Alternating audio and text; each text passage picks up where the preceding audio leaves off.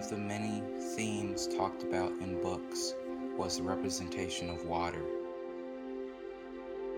In lots of literature, water was used to represent characters being baptized or having a sort of rebirth.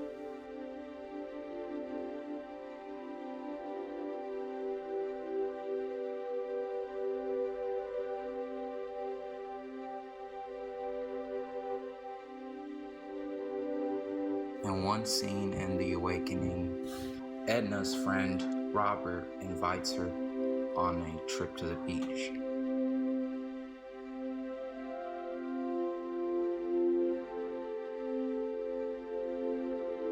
And while she sits out on the beach staring out into the ocean, she looks out and she feels like there's this knowledge that she can gain from being near the water.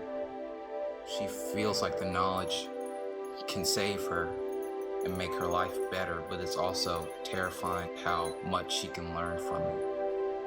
And this kind of foreshadows what happens next as she becomes a more independent woman, and also refers to this kind of rebirth that water seems to connotate in literature.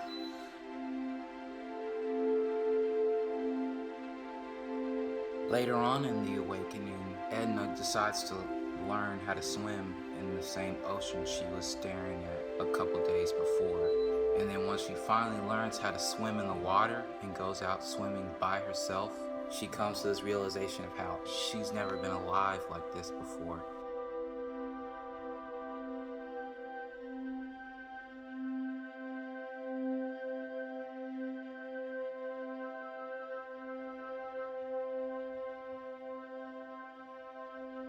She's kind of found a new purpose in life, and this leads to her becoming this new person. But this new person isn't necessarily perfect. She starts to neglect her children and views them as a burden. But now she's free from the social construct of what a woman has to be, where a woman has to dedicate her life to her children and her husband. But now she's become independent, and now she's her own person, and now she seeks her own happiness. It doesn't necessarily mean she's become the ideal woman she wants to be.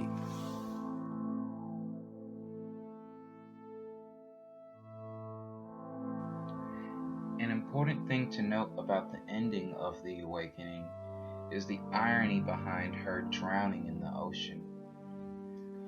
Earlier in the book, when she took her first swim in the ocean, she underwent this rebirth where she rediscovered herself and she was able to figure out what she wanted out of life.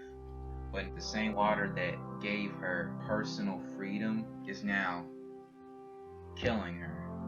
The water that gave her life purpose or gave her life a new meaning is now ending her life.